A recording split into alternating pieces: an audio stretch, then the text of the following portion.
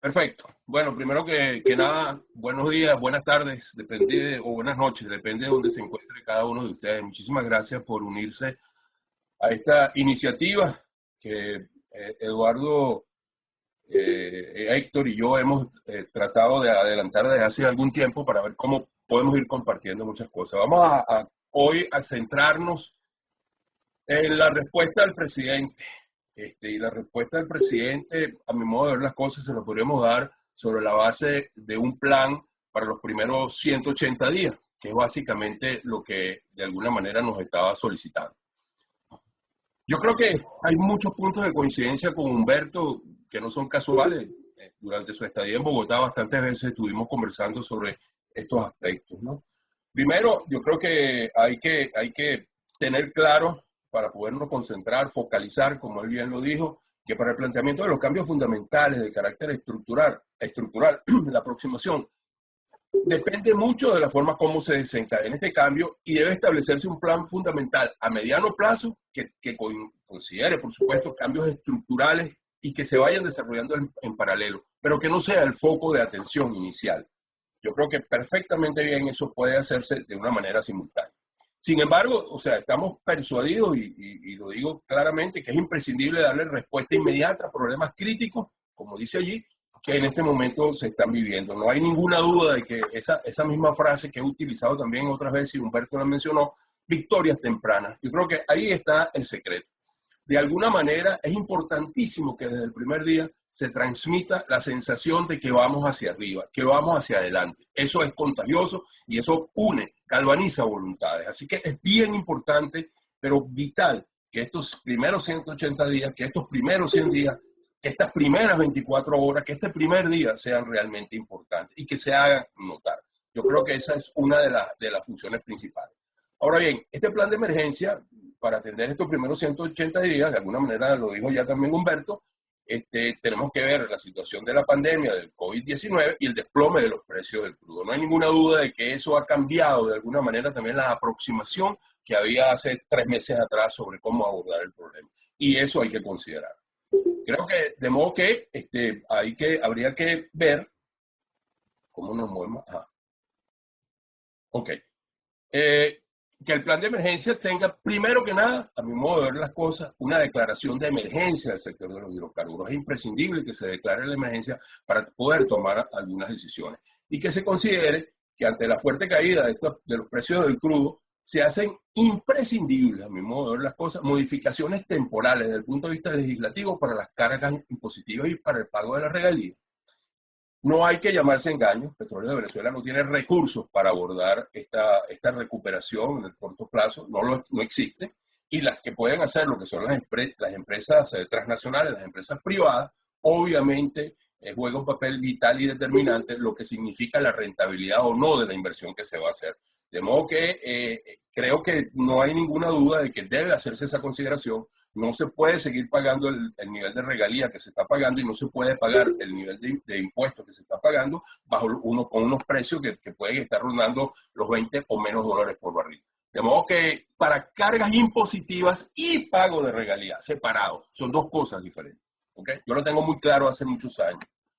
Además, creo que debe contemplarse algunos pagos parciales de las deudas que tienen las contratistas, las compañías de servicio, las de apoyo logístico, que muchas de ellas están en una situación deplorable. Nosotros podríamos llamar a muchas empresas de servicio para que comiencen a prestar sus servicios, pero ¿en qué situación? Petróleo de Venezuela debe miles de millones de dólares a esta compañía de servicio. Incluyo a Schlumberger, a Halliburton, Baker, Weatherford y las empresas privada venezolana. Yo creo que a eso hay que considerarlo porque es una forma de incentivar su inicio a traerla a la operación. Y eso es algo que también debe considerarse en ese plan de emergencia, esa declaración de emergencia inicial. Luego, yo creo que hay algo fundamental, que es garantizar la continuidad funcional y operativa. Y para eso requerimos el apoyo de la Fuerza Armada Nacional y una concertación laboral. La pregunta aquí es, ¿cuál Fuerza Armada Nacional? Y yo creo que este es uno de los elementos más significativos que deberían empezar o han debido empezar a trabajarse desde hace mucho tiempo, tanto desde el punto de vista del vínculo de la Fuerza Armada Nacional a través del contacto natural que siempre ha sido y fue protección y control de pérdidas, para que se pueda tomar de una manera segura las instalaciones.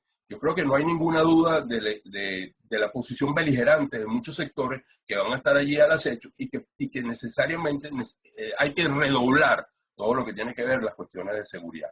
Y por otro lado, creo que hay un punto que se ha olvidado o que hemos olvidado desde hace mucho tiempo, aunque hemos tratado, desde mi punto de vista, hemos tratado de hacer algunos acercamientos, que es con el sector sindical. Es que los sindicatos tienen paralizada una gran cantidad de reivindicaciones que son justas, que definitivamente son las que deben haber solicitado y que no lo han hecho. Tengan la plena y absoluta seguridad, y así lo creo yo, que el día número 1 que comience una nueva gestión, el día número 1 y medio va a haber las primeras protestas por las reivindicaciones. Eso hay que adelantarlo, hay que hablar con estos sindicatos, explicarles cuál es la situación y de una manera u otra acordar un plan de trabajo para restituir sus deberes, que también deben cumplirlos, y restituirle sus derechos.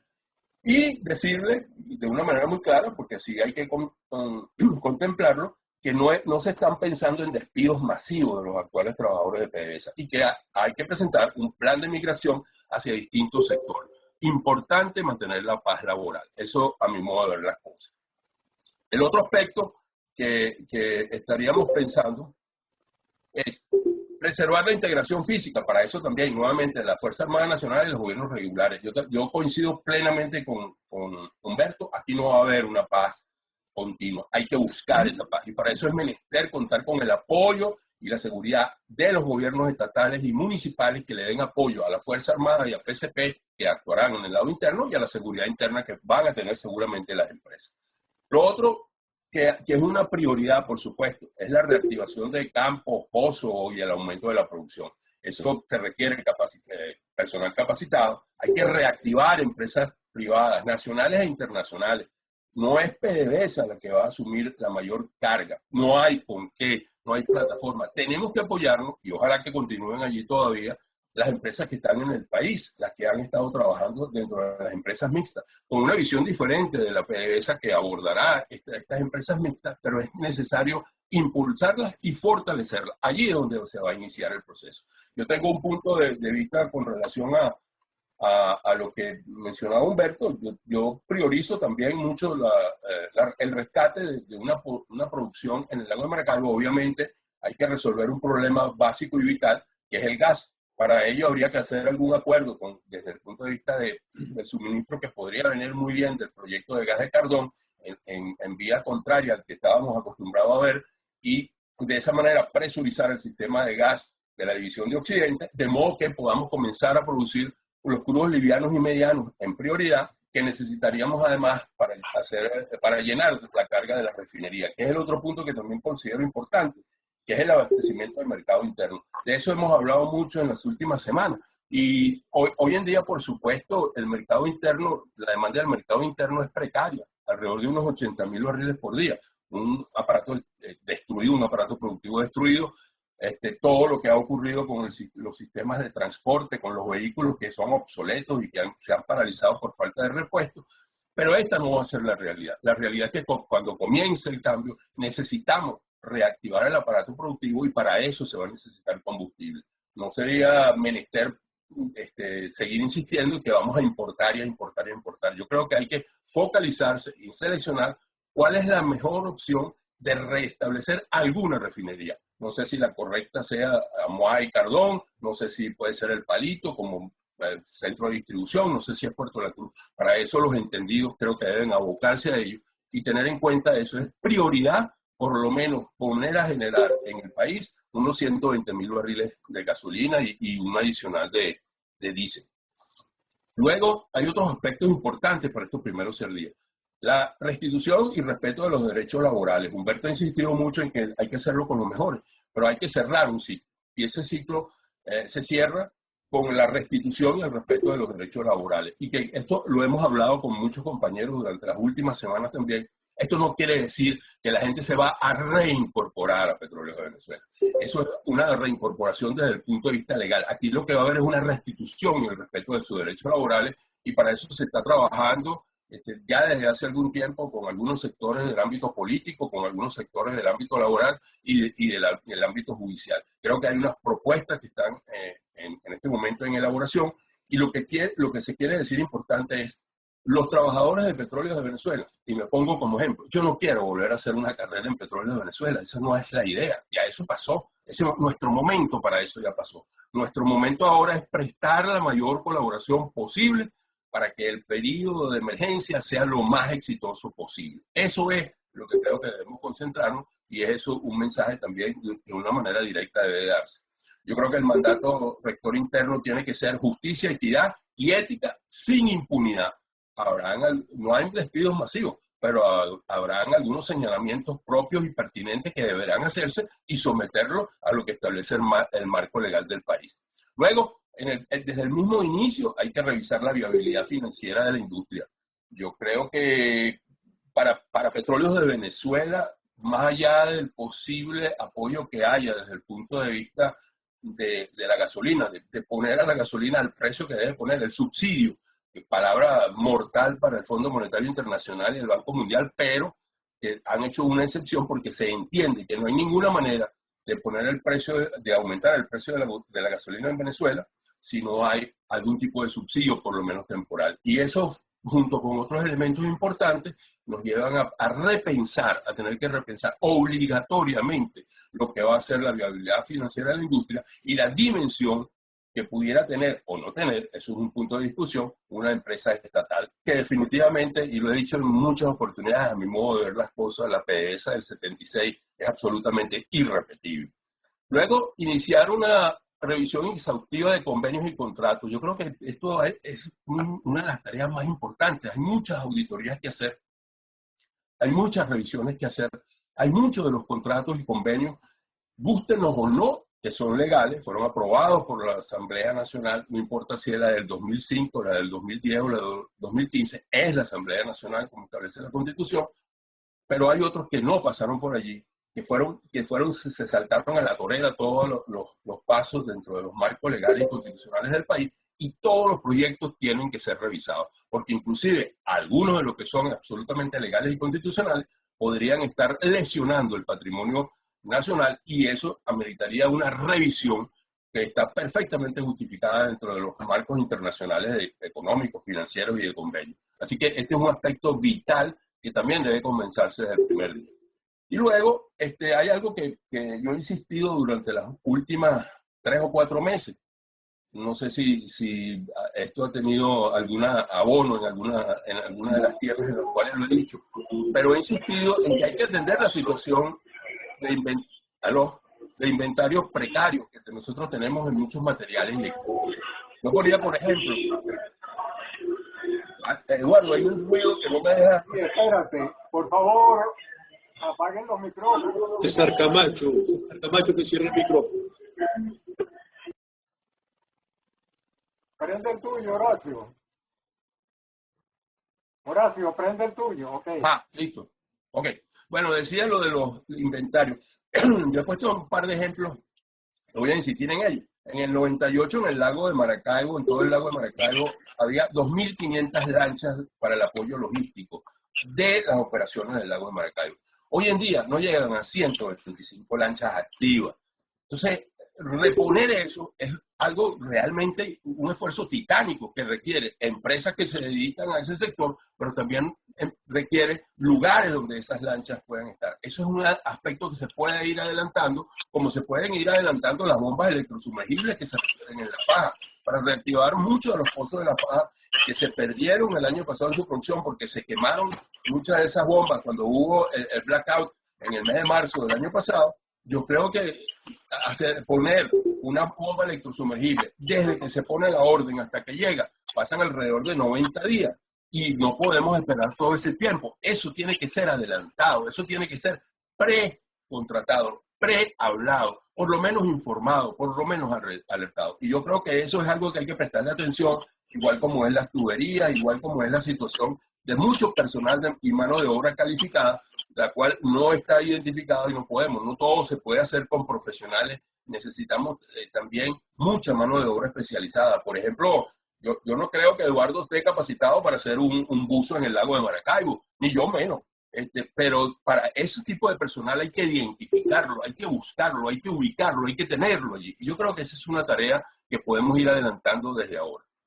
Y luego, para manera de ir terminando, una de las cosas que le diría al presidente es que hay que separar de una manera inequívoca, pero sin duda, los roles que tiene el ministerio y que tiene PDVSA, la que vamos a encontrar. No hay ninguna duda. Y, como bien decía Humberto, yo creo que no creo que una ley orgánica de hidrocarburos sea el mejor momento para aprobarla en este momento. La hemos estado discutiendo con varios de los diputados, hemos participado en reuniones, nos parece muy proactivo lo que están haciendo. Muchas de las cosas que están allí propuestas nos hacen coincidir, las hemos compartido entre nosotros. Hay otras cosas que habrá que ir cambiando, pero el mejor ambiente para ello será una vez que cambiemos el modelo político. Yo creo que en ese momento se puede buscar una suerte de concertación la mayor posible en todo el territorio nacional, en el quehacer nacional y sobre todo en lo que está vinculado al sector de energía. Yo digo que separar eso es lo más importante. Y luego la conformación de un ente independiente, también lo reafirmo, pero a mi modo de ver las cosas y desde mi punto de vista debería ser de energía, pero no tengo problema si se llama Comisión Nacional de Energía, Comisión Nacional de Hidrocarburos, Agencia Nacional de Hidrocarburos, Agencia Nacional de Energía. Lo que necesitamos es un ente que sea capaz de funcionar como regulador, como hacedor de normas, de reglamentos, que tenga un rol auditor, contralor, que represente algo importante, confianza para las compañías transnacionales, para las compañías privadas, nacionales, que también deben ser incentivadas para que nosotros podamos garantizar que entramos en el camino verdadero del desarrollo. De modo que en estos primeros 180 días eso sería lo vital, pero eso no descarta, y no sé cuánto tiempo me queda, Eduardo, o ya me pasé, para terminar. Yo creo que hay que decirle al ministro, decirle a la Asamblea Nacional, decirle al presidente de la República, que hay que conformar una comisión ampliada multidisciplinaria para conceptualizar la nueva industria de los hidrocarburos en Venezuela o el nuevo sector de energía en el país. Porque hemos olvidado, y se olvida siempre cuando nos concentramos en los hidrocarburos, que para que podamos crecer con los hidrocarburos necesitamos un elemento adicional a todo lo que hemos mencionado, que se llama energía eléctrica en este caso. Y el sector eléctrico está, si creemos que el sector de los hidrocarburos está mal, pues el sector del eléctrico no está mucho mejor. Eso es algo importante que debe ser abordado de una manera holística, de una manera global, de una manera integral. Y por eso yo insisto mucho en lo que tiene que ver energía. Yo creo que eso debe hacerse con una comisión ampliada multidisciplinaria que comience desde el primer día a trabajar en eso, que redefina el rol del Estado, el marco legal y fiscal. Eso de la regalía es verdad. Tuvimos una experiencia con eso. Cuando a alguien le dicen la regalía va a ser del 1 al 30, nadie se recuerda del 1. Todos señalan el 30. Y eso es un mensaje subliminal fuerte que queda allí. La regalía puede ser 30%, no es que va a ser 15 o 20, puede ser 30, y eso es un mensaje muy negativo. Y la regalía no puede ser el fin de esto, no es un impuesto, Jorge lo recordaba por allí, yo estoy totalmente de acuerdo, tiene otra esencia y es esa la que se debe rescatar. Yo creo que hay que fortalecer el Ministerio del Sector, bien sea el de hidrocarburos o de energía, como generador de políticas sectoriales, lineamientos generales, manejo de política externa, y concebir esa creación de ese ente que tenga libre de ese rol más independiente, que pueda ya hacer las leyes y reglamentos. Y finalmente, creo que podemos concebir, a mi modo de ver las cosas, este es un punto también que siempre está allí en discusión, si debe existir una empresa estatal o no. Yo creo que el ente, no hay ninguna duda que debe existir, además que se cumple con la norma constitucional que así lo establece, y si debe existir o no una empresa estatal, ese es un asunto a discutir. A mi modo de ver las cosas, debe existir una empresa estatal. Yo creo que no hay nada que lo contradiga, y una empresa estatal, eso sí, absolutamente redimensionada hacia abajo, enfocada en la operación de una manera importante y que pueda, de una manera u otra, establecer asociaciones o empresas mixtas con empresas privadas venezolanas o empresas privadas internacionales medias, que de alguna manera sirva además para enaltecer el gentilicio, porque todos nosotros, la gran mayoría de nosotros, perdón, nacimos dentro de Petróleos de Venezuela como empresa estatal. Muchos otros vienen de las empresas transnacionales. Pero yo siento que esto es una pelea que no se debería dar en el primer momento. Yo creo que puede existir una empresa estatal redimensionada, acorde con las opciones del momento, que pueda justificarse a sí misma y que pueda ser absolutamente viable. Y creo que hay dos cosas, aspectos que no hemos tocado, porque no es el punto, pero son lo que debería ser impulsar el máximo desarrollo de la industria del gas, la petroquímica y el sector químico nacional. Yo creo que eso es algo que desde el primer momento hay que fijarse, lo que quizás no es la prioridad del primer día. El gas va a venir asociado, hay otros gas, hay que buscarle la forma al gas, sí, pero hay que hacer un plan muy concienzudo que permita el desarrollo al máximo de la industria del gas, la petroquímica y el sector químico nacional, para potenciar el aparato productivo nacional, para que podamos de alguna manera sacarle provecho a eso. Así que yo creo que básicamente es lo que ya estaríamos para focalizarnos en el tema de hoy, que sería el tema de qué vamos a hacer, señor presidente, para los primeros 180 días, un plan de emergencia para ese sector de los hidrocarburos. Gracias.